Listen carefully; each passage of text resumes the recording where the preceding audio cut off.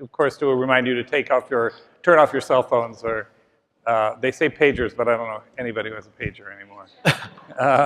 In the theater, they always say that, cell phones or pagers. Any electronic device that might make noise during the conversation. Thank you so much for coming. I'd first like to thank Walters for their sponsorship of this session and their continued sponsorship throughout. And Ken Schindler, thank you very much. Ken is in the front row. What's your booth number?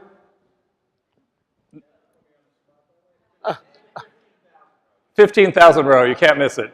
And naturally, these are chairs supplied by Ken, but they're not Walters. He tells me they have recently acquired the company Giotti, and these are the Ravelli chairs. So again, thanks very much, Ken.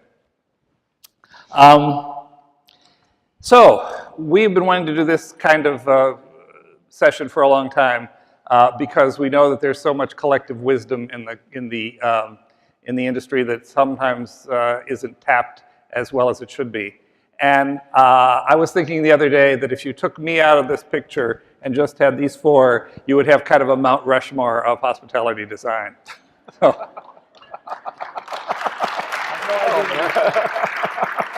What? What was that?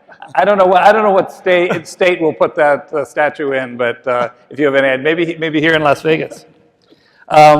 So these are four longtime creators of beautiful and distinguished spaces. And together, I didn't add it up, but I think there's probably more than 150 years of experience among them. Wow. And all of them are still contributing, now that I've made you feel really... 200 years. You think 200? Okay. I said that originally, and then I thought maybe not 2 centuries, but 2 centuries. And we don't have a lot of time to go through all of their resumes, but I think you probably know most of what they've done and can certainly find out by Googling each of them.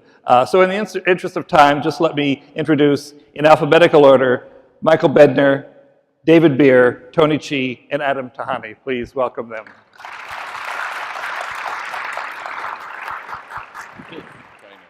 So having seen these guys together in what is the green room, I know that they've known each other a long time, and they seem very fond of one another. So I expect that they're going to have a lot to say about themselves and maybe each other. I don't know. So let's just talk, and we'll start with Adam. Give us just a brief idea of your background and what led you to design in the first place. How much time do we have? You have an hour. Okay, let me be brief.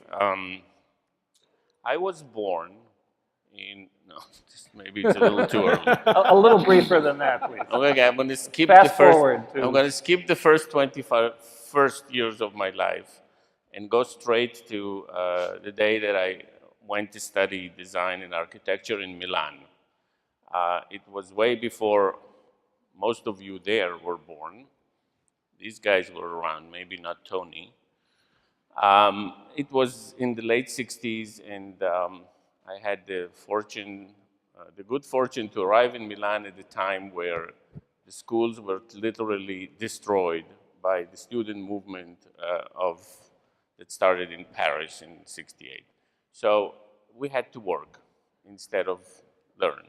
And the way we worked was apprenticing. And I had the good fortune that my first job in Milan was with a guy by the name of Joe Colombo, which you all furniture people must know who he was, who sadly passed away 3 months after I started working there, so I had to look for another job. But to make a long story short, all the architects of the time had to make a living by designing furniture, packaging, graphics, so on and so forth. So, you know, Italian design was about everything. It was not about anything specific.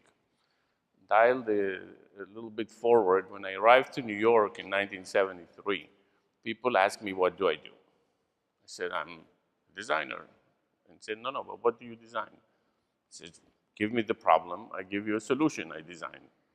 He says, no, you're an interior designer, you're an architectural designer, you're a graphic designer, you're a furniture designer. He says, no, I do everything.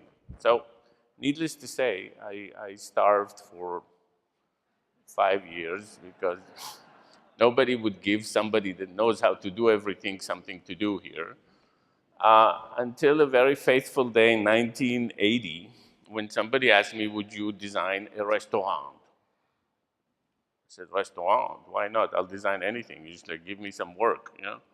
And so happened that the client was a Frenchman who, together we created the first really grand cafe in New York City, a place called La Coupole. It was on 32nd Street in Park Avenue South. The client was so busy chasing women that I ended up doing everything myself. I did the architecture, I did the interiors, I did the lighting, I did the furniture, I did everything. I was Italian. I felt that I actually have arrived. Place opens up 1981 in the midst of the biggest snowstorm in New York City. There's lines around the block to get into this place, and Andy Warhol could not get in. Now that's the equivalent of Kim Kardashian becoming Donald Trump's running mate. Next day, it's always in the papers, and for me, you know, place was a huge success, and I decided to buy a sign after this says Adam Tihani, restaurant designer. Now, this is really the sort of the story of the beginning of the profession, because nobody was calling himself restaurant designer at the time, and for me, it was just, you know, the realization that in that small microcosm, you can do everything. You can design everything that your little heart desires. So that's my story. Michael? I have no stories. Actually, very much like Adam, I was very fortunate. It was poverty that brought me into the business. I was a starving student from Michigan, the University of Michigan to Cal, and followed a young lady down south and needed to work to live to go back to school. So I started working at Integrated Design, a restaurant design company in Beverly Hills. It was a fantastic company, and Howard Hirsch was the design director. I was the print boy. I was an excellent print boy, by the way. Probably my best job.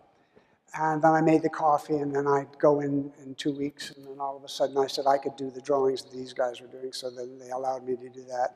No raise in pay, I still had to do all the other work. Then I went in 2 weeks and said, I could do those renderings, you know, the ones you farm out. So I did the renderings, I did the drafting, and I did the printing. And then I said, do you think I could get a raise? And he said, no, you're just really learning. And I said, oh, okay. I was naive.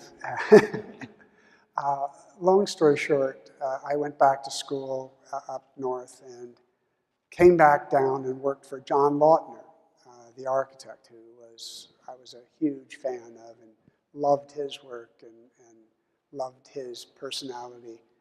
Spent a lot of time with John learning, and Howard Hirsch calls me one day out of the blue at about 9 o'clock at night in Mr. Lautner's office and said, Michael, I'm starting my own company. I need you to come and work with me. He said, I know you're working with Mr. Lautner, and I know you're making good money. I'll give you 50 cents more an hour if you come and work with me. John couldn't pay me. I was working for lunch. I would go to Musso and Frank's every day and absolutely put bread rolls in my pocket for dinner. And I thought about it, and I said, I could tell him any number. I could tell him $7 an hour. I could tell him $9 an hour, and I would get 50 cents more. I said, okay, Mr. Hirsch, I'll see you next Monday. He said, oh, what do you mean next Monday? I said, I have to finish these projects.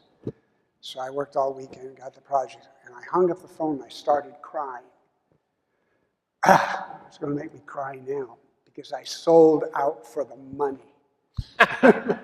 I went for the big bucks.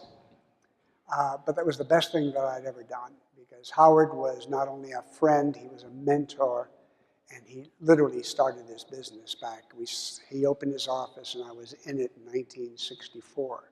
I was 19 years old at the time, or maybe turning 20.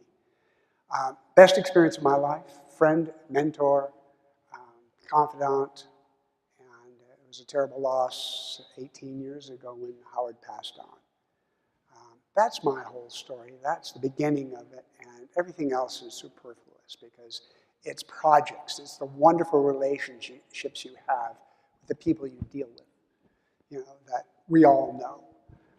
It's really about the people, and I've said that time and time again. It's your wonderful clients. It's your not so wonderful clients. It's your asshole clients. It's about all the people you work with, and it's about the people in the industry that you work with. And I think we have never forgotten about the people that make us look good. All of you out there, all of the vendors, all the people that provide great product for us to use and utilize and modify and transition into what we're designing. So I thank you all out there for helping us, and I mean that sincerely. Anyway, I don't have any big stories after that. Okay. Well, that's a good story. David, how did you begin? Well, for about 3 years after school, excuse me, I worked for small firms, one of which won the FDR Memorial Competition in 19, whatever it was. If anyone ever remembers back that far. And I was looking to work for a larger firm, so I looked at 3 firms in New York, and I wandered into Welton & Beckett, which was located in Los Angeles. And the first person to come around the corner was Eugene Cohn, Mr. Silver. I mean, he could talk anyone into anything. He obviously was bored with his job at Welton & Beckett, so after he lured me into working for this California firm, he left immediately and made me director of design at a very young age. The thing that was interesting about Welton Beckett, there were only 2 firms at that time that were doing hotels. No architecture, if you can believe this. In the late 60s and early 70s, no architectural firms would touch hotels. Jim Polchek wanted me to do a crit at Columbia. And I said, well, I might as well do hotels because that's what I've been working on. He said, we do not do hotels at Columbia. So times have changed. But in those days, it really wasn't about art. It was about designing, like a job I did in Kinshasa in the Congo. It was really like almost putting up a machine with a 12 by 18 room, a 5 by 8 bathroom, a ballroom. The ballroom, by the way, was only distinguished by the fact, not its architecture, but by the fact that Ali and who else was it, did the Rumble in the Jungle in that ballroom. And so for a long time, I was doing all over the world, in Phnom Penh and in where they were very worried about, and Saigon, they were worried about the ballroom entrance. I said, I think there's a little something going on here that we don't really have to worry so much about the limousines. But almost none of them were built, but it gave me a foundation so that when everybody else came along doing hotels, I was somewhat ahead, and eventually we started our own practice, BBG, and had a wonderful life designing hotels. I've had a wonderful time. I'm still very involved in the creation of them, and it all started very early when nobody else was interested. One of the other firms was Charles Luxman, but Charles Luxman at that time was too busy tearing down Pennsylvania Station to really do hotels. So it went from that to doing things all over the world in a very productive and very happy life. So thank you. Thanks. Tony. Well, do I belong here? I think so. Well, I tell you, I'm of course the inspirations are all here.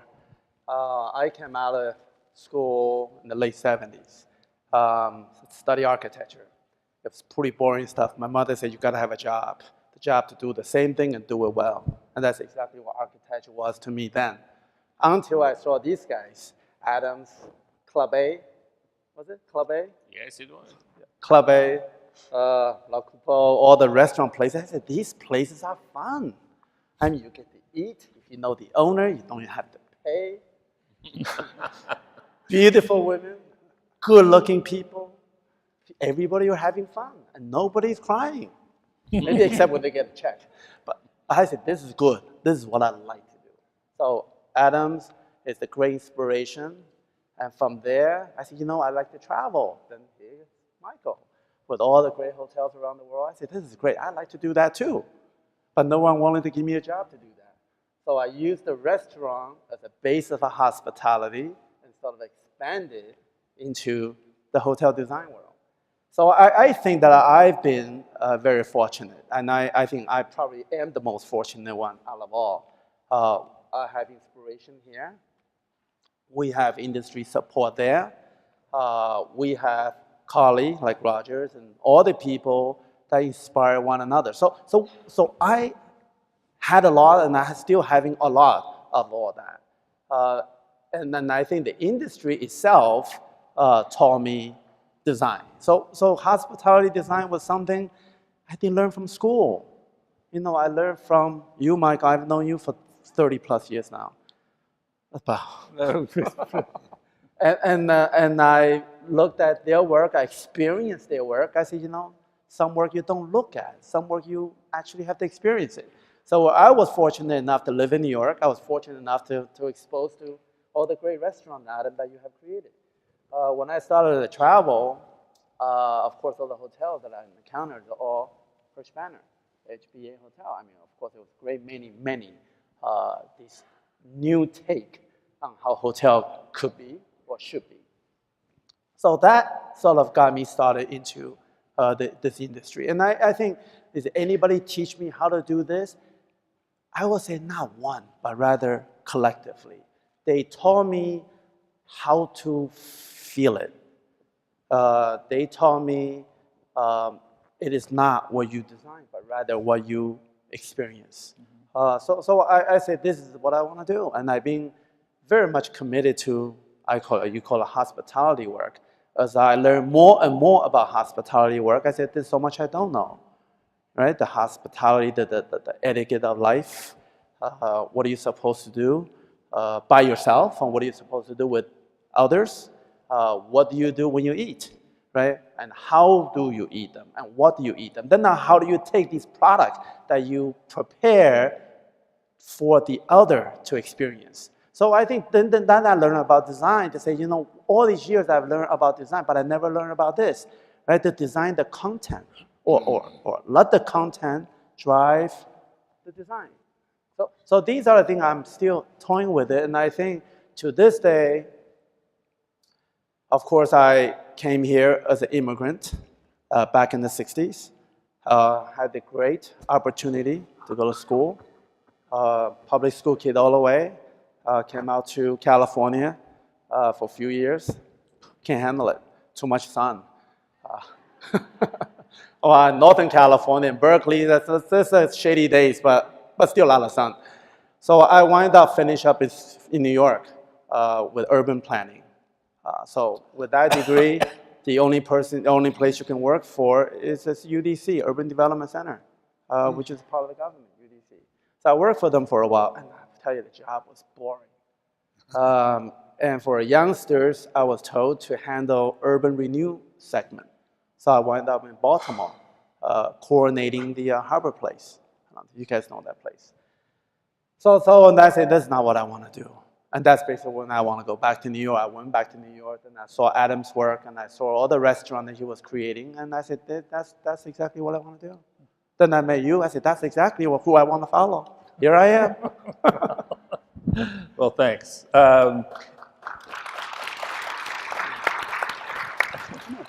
I'm wondering, those of you, you've talked a little bit about being, you know, at the brink of something when you decided to go into restaurant and hotel design. Sorry, do you want to? Is it? Are you being a designer now? Oh, this furniture. I'm redesigning it, I always have. Okay. It's just the way they Furniture can is Get the see vibe it. on. You're supposed to do it in an arc, Michael. All right. Every year we go through this. I agree. I know. But the furniture is comfortable. By the The way. furniture Okay. is very nice. It's every year. Okay. Was there a point, and maybe Adam, David, the rest of you, when you thought, hey, this is really something, I can really make a good living? Was there a transition when, clearly, when you started out, there was not a lot of, you said you were the first restaurant designer. A lot of people followed you. Was there a time, this is for all of you or any of you, when you thought, this is now turning into an industry. This is really important in ways I didn't anticipate. Well, I think I'm going to start because I'm at Please. the end. The first time you get paid. It's true. I don't know if any one of you felt that special feeling the first time you get paid instead of a meal. I mean, I worked with mostly all of the greatest chefs in this country, and every single one of them still owes me money. And they say, oh, no, just come have a meal. You know, it sounds like being in Italy, you know, and most of you did work in Italy. When they don't want to pay, they invite you for lunch, you know. You know, I witnessed at the beginning of my restaurant design career, let's say, that it was the right moment in the United States. I mean, people were starting to care about food, starting to talk about food. Food has become something that was not just something you do when you're hungry.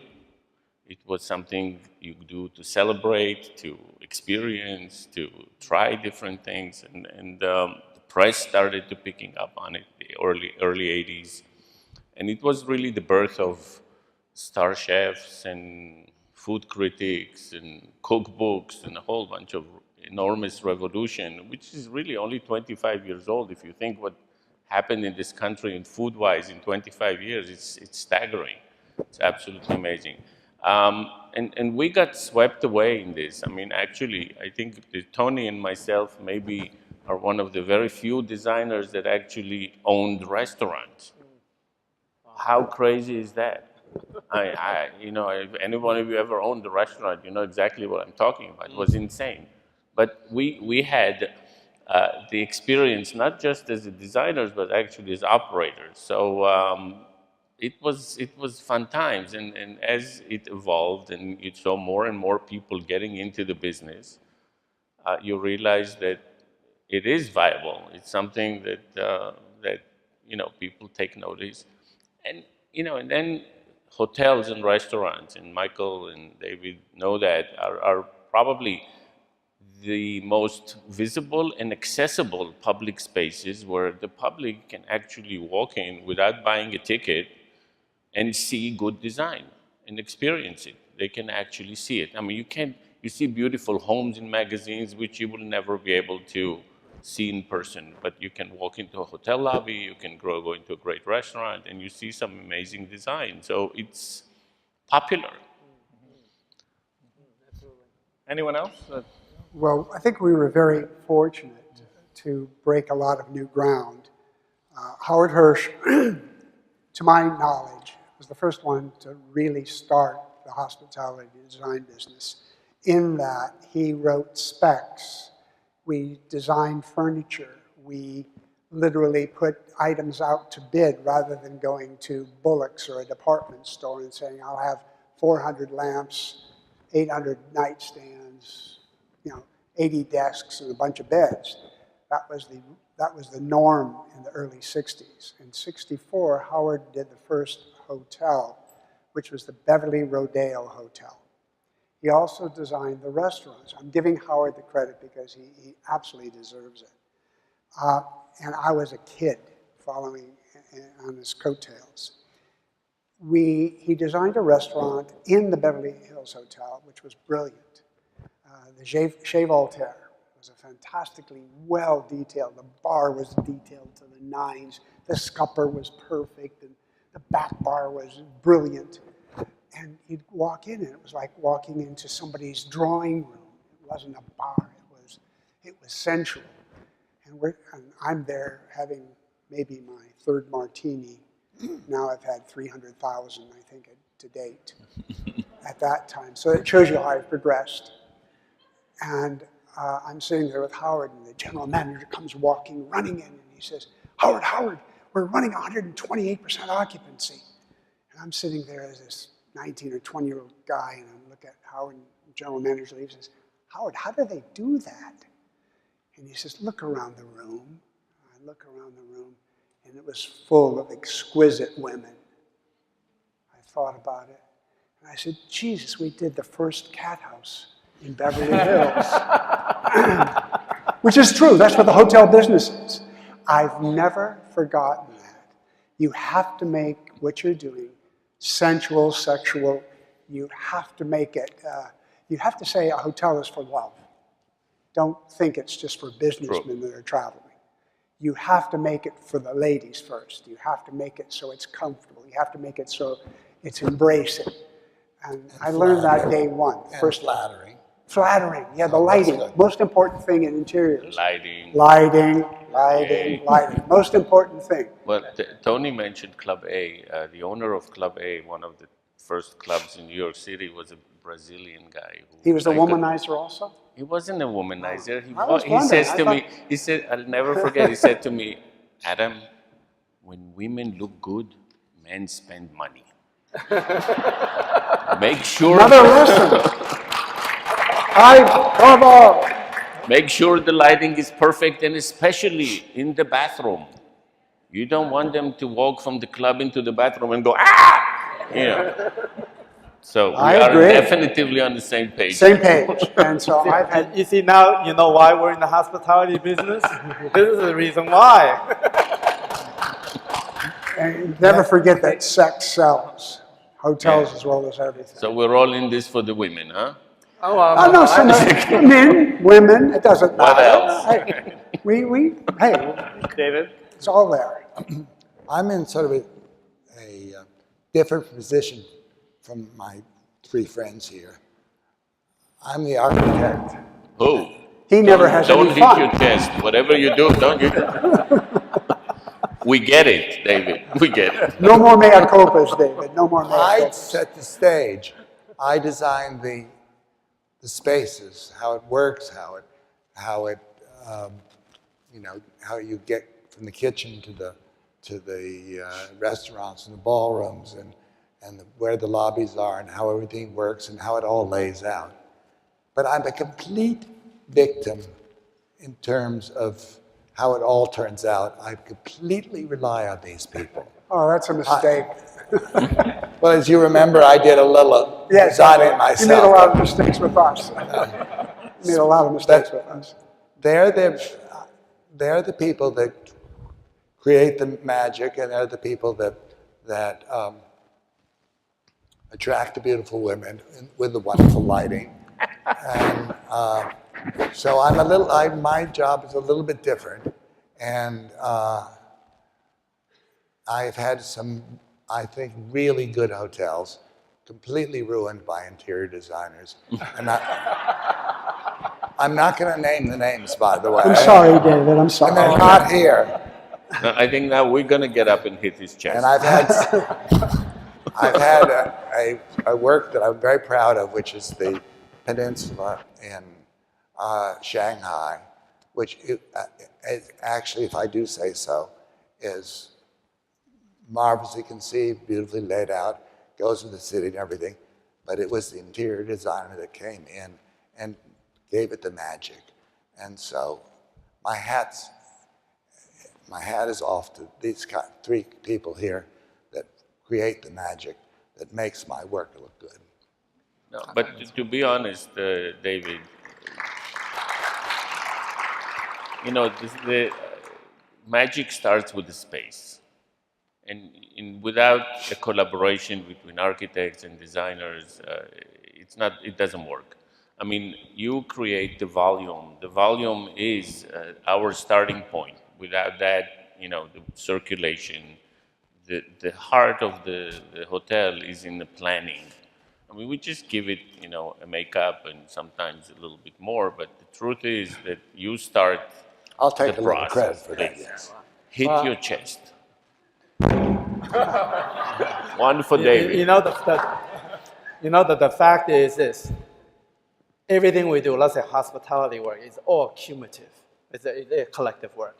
You know, first, of course, you have to start with the person who wants to build one and who's crazy enough to say, I want to build a hotel, right? Then somebody will say, well, I want to have all the restaurants follow the hotel operator and say, I want to have 10 restaurants in it, right? So all these things have to start from somewhere, right? It is simple, sometimes it's a vision. And sometimes we look at ourselves as we were or we are the one that conveyed that vision. But nowadays, you know, Adam will do a lot more than that these days, right? We work collectively with different architects, collectively able to craft the space, rewrite the program, but collectively we call ourselves the bodybuilder, and we hope some operator can build a soul, right?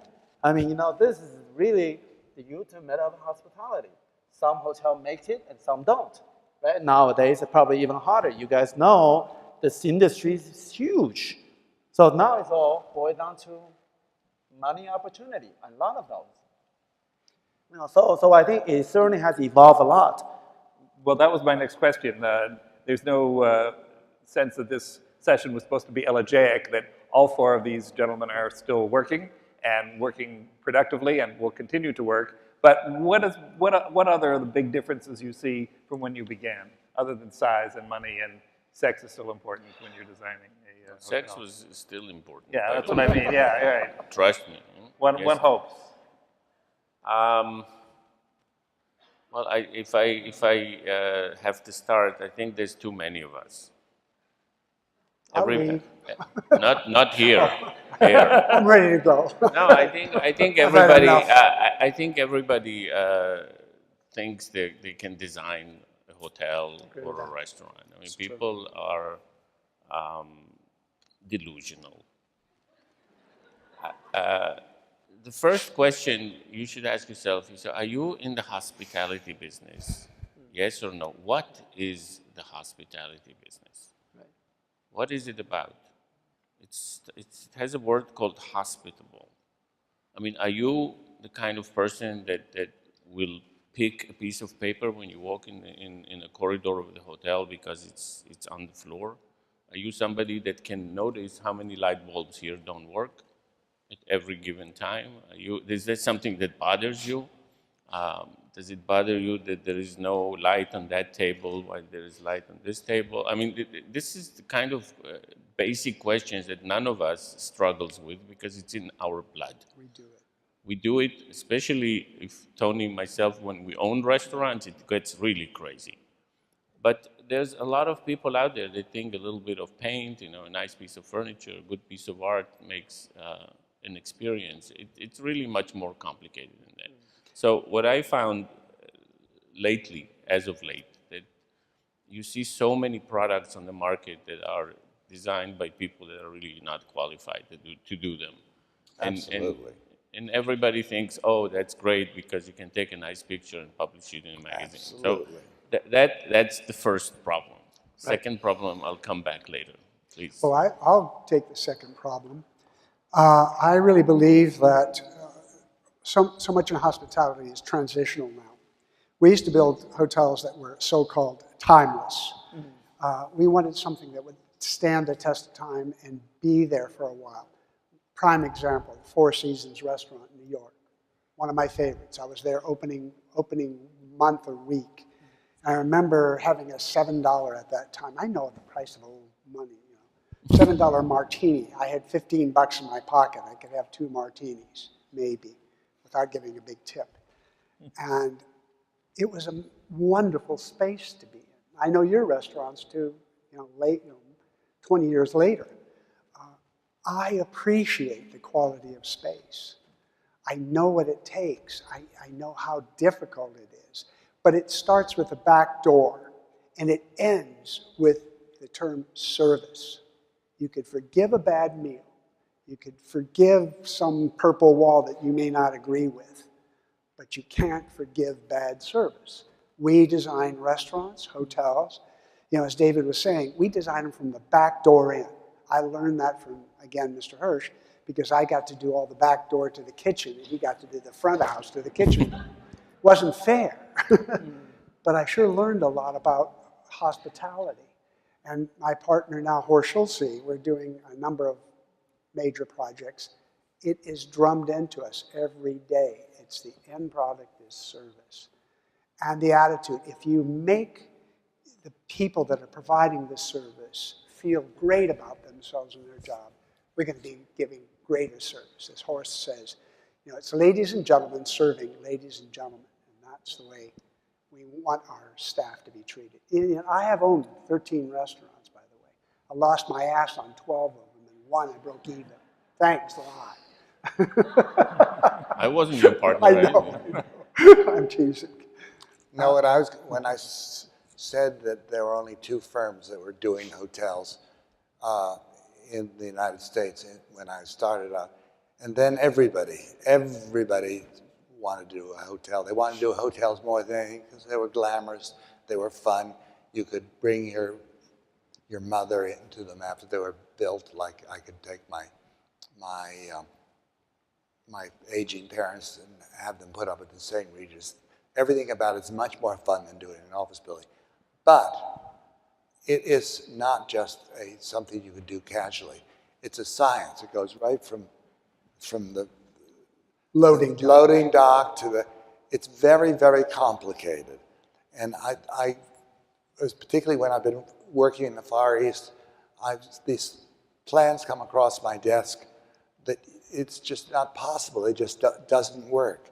And if it doesn't work, you don't get the service you're talking about. You don't get the joy of the success of spaces and everything. So that it really is a profession not to be taken lightly as something you just can do a wonderful staircase or a fabulous restaurant. The whole thing has to come together. It has to be welcoming. It has to make people feel comfortable. It has to make them feel joyous and excited. And it's really quite an art, and it's one that I take my hat off to anybody that can really do the perfect product, not because nothing's perfect, but combine all the science and the practicality and the art and the fantasy and to create a great hotel is really a very, very special thing to be able to do. I think come back to what Adam says, hospitality. Hospitality starts with a passion. It has to start from the inside out, not from outside in. Whether we have too many designers or not, or we have too many creators or not, I think that's more of a relevant issue. The issue really comes down to the design process. You know, of course, we all understand, you know, David, you're absolutely right. Designing hotels is actually a complex process from 0 to 100, right? And from nothing to something. And it has to start from a very basic vision, and how do you make that work, okay? Now, if somebody's not passionate about it, where do you think you're gonna go, right? Now, Adam, you used the word makeup. You're right, today, the makeup got much, much heavier because it is necessary, right? You have to camouflage whatever is not there. Now, in addition to the consumer, today the consumer also changed. In the old days, we can go to Club A 2 times a week. And you know, remember DDL? Remember that one? Sure. I mean, that was the full orgy of the century. I mean, it's some place and you go there 5 times, 6 times a week, or sometimes twice a day. Right? Where was this? DDL, I think it was on near Columbus. It was in Columbus in 80th Street. Oh, in New York. It was way Manhattan, before yeah. Italy, before all of this Remember stuff. that? Right? So all those things that we created and all those things that happened in those days, it matters to our lives. But today, many hotels happen, I don't know if it matters. Doesn't. So I think it comes down to, let's say, the operational side of things. How many operators today has got eyes to see things? How many operators today has got passion to be on the floor, to service you? And I mean, service you with love. How many owners wish to build a hotel that wish this hotel can be sustainable? Not many. So today, I think, you know, you take all that together, it's going to take a while to settle. I mean, you look at how many hotels getting built in China? Thousands. And how many hotels getting built in the United States attached to a condo? Hundreds.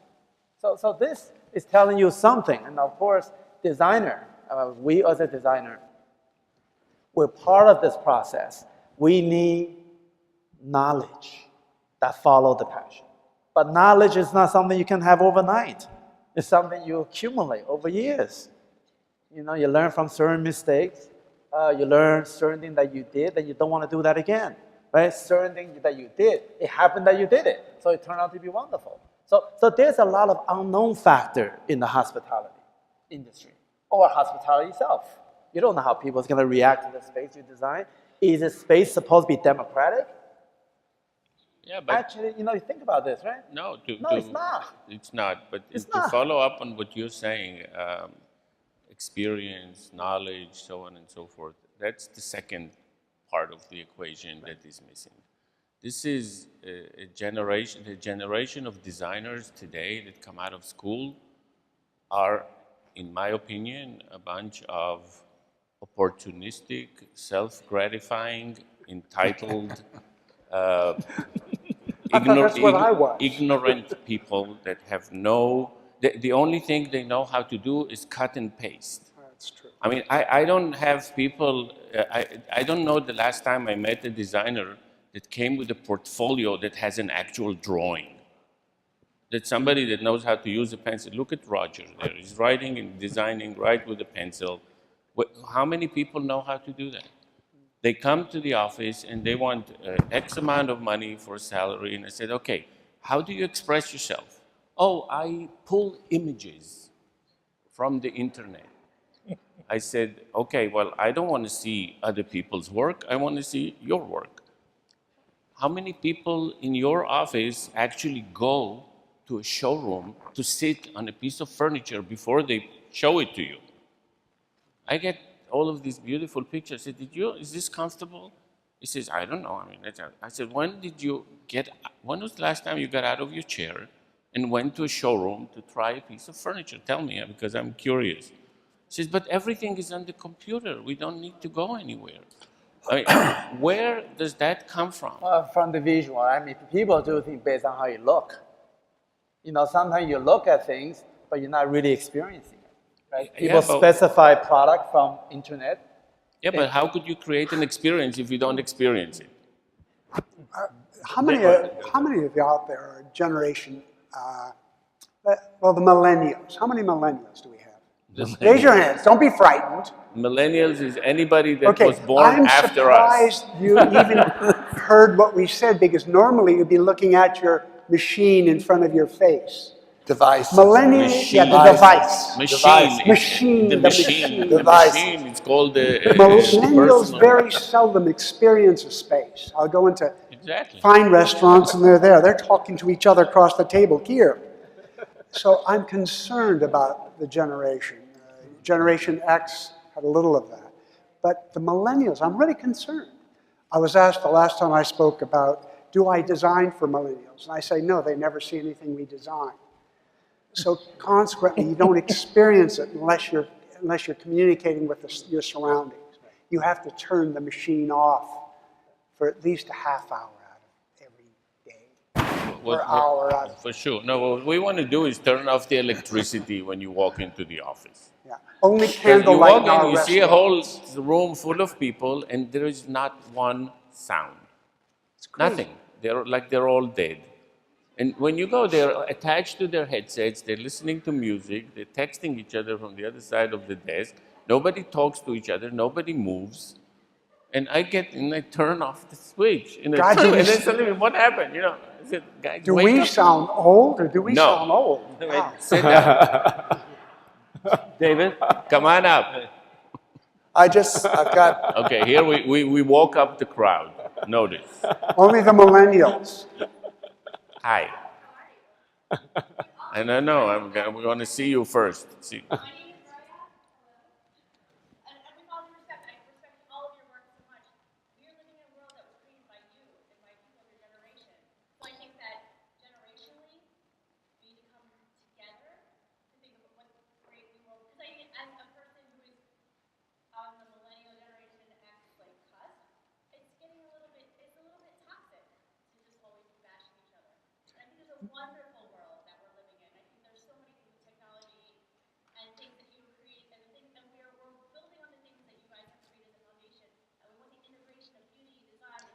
Well, excuse me. I think the hospitality, no, I think, excuse me. I think hospitality has nothing to do with technology. And I think hospitality is a fundamental of mannerism.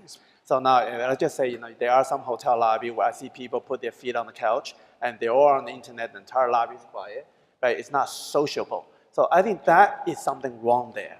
I mean, you can do that at home privately, but perhaps you shouldn't do that publicly. So I think it's not a generation issue. My daughter is 28 years old, so she's one of those. And she can say that your design I don't enjoy. I say, why not? She says, it's a bit too formal, right? No, we understand that you represent this room. So come You're on the forward a cusp. little bit because I can't see. Well, you're very We're you're very not brave to do bashing. this. Do we have a handheld mic at all? No, we're not bashing. We're not bashing Nobody's anybody. bashing. We're What we're just saying is that we want people Wait, to wait, be one at a more time. Yeah. involved in the experiences. People seem to be so out of touch with their surroundings. We talk, we have to touch each other. right. That's Or lost. bang. No, what That's we lost. what we're lamenting, Don't text me, is touch me. what we're I'm gonna get a lamenting. sign. I agree with that, yes. Don't text me, touch me. No, but we're lamenting is really the Try. lack of, know. people become complacent because the information is right in front of you. You don't have to go out to look for it.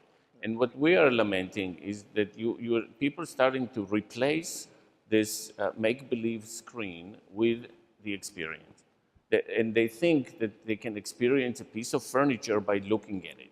They can't. They can't. They can't tell you if it's comfortable. They can tell you if it's pretty. They can tell you if it's expensive. They can tell you where it's made, but they can't tell you if it's comfortable. In the hospitality business, our concern is that every customer that walks in our hotel is comfortable, number one. So how do you get that experience by looking at a computer? I completely agree, and I think this is why it's so wonderful to have a dialogue and to talk about these things within the realm. And as designers and architects, we all have a responsibility to continue to create wonderful experiences for people. And it's a different, as you're saying, it's a different world. There are different kinds of parameters. So It's not a different world. It's the same world we're all in. We all want to be. We all want to be healthy. We all want to be happy. We want to be comfortable. What is the You difference? can't defend the indefensible. Yeah, we all want to look good. We want to eat well. We want to sleep in a nice bed. We all want our, the same thing in the hospitality world. It's not a But different we world. designers would like people to experience them. That's all. we do. And Thank you. thank you for Okay. allowing me to come up. Sure. Well, thank you. And I'm Thank going you, to. Ryan. That's very, very brave of you. David, you had something to add? Yeah, I've got three extraordinary designers on either side of me, and it's something that's been bothering me. We talked earlier about making people look good and having the surroundings. And you mentioned the Four Seasons, and I've become increasingly confused by the kind of particularly deluxe hotels that are being designed now that are so much gold, so much mirror, so much gilding, so much Schmaltz. silk, so much. I mentioned in particular the Paris ones, particularly the New Peninsula in Paris. There are so many chandeliers. Once where there was one chandelier, there are now 6 at the Plaza Athénée. They are so grand, and yet the people that, and I'm not talking about simple people, I'm people that have all the money in the world, they're all in their jeans. And it seems to me you almost have to design, since everybody is in their jeans, you almost have to design around denim and that color. And I think, it's really, denim is the predominantly color that people wear. It's a perfectly nice blue. It's not bad. I was at the Ritz in Madrid, and there's a beautiful old hotel that Mandarin Orientals, of course, is about to redo and will turn into God knows what. But it's perfect in its way. And I was struck by the fact, because it's broken up, because it has different colors, different shapes, different feelings around the room, that the people in the jeans look absolutely fine. Whereas in these very stark, very glamorous, there's just, it seems to be a real dichotomy between the way people look and the way they're being designed for. So my question is, does anyone else agree with me? What should we do about it? Or do you just give up on it? David, I don't know if you know that if God forbid Donald Trump wins the presidency, it's not going to be the White House, it's going to be the Gold House. I've worked for that one. Yeah, we both All right, have. well, on that note, we kind of have to wrap up. I think there's maybe time for 2 brief questions if you have them. We don't have a handheld mic, so if you have them, yes, the blonde woman, just shout it out. Blonde one.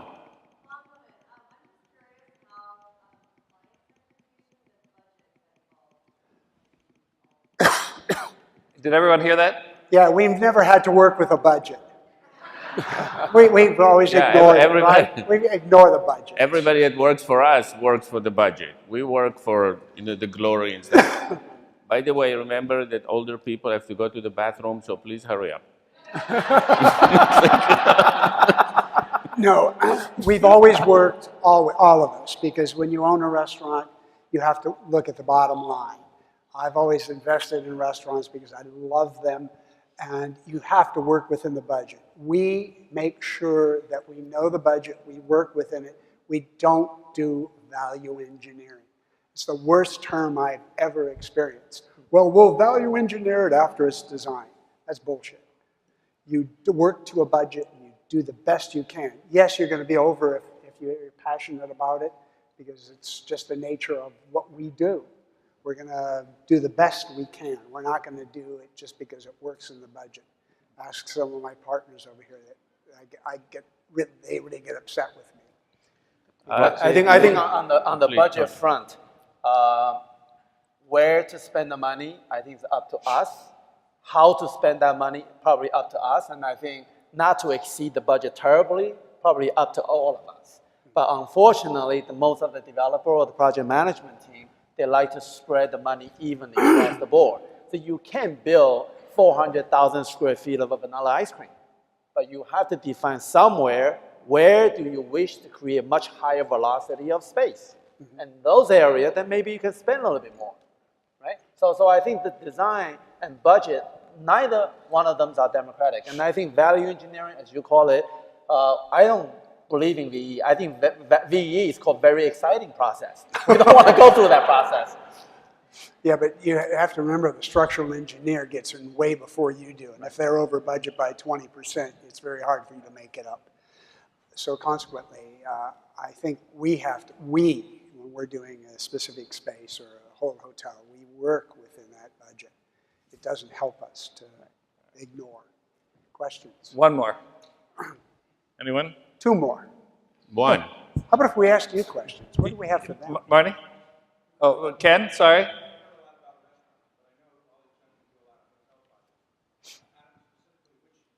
Hotel projects have you recently been doing?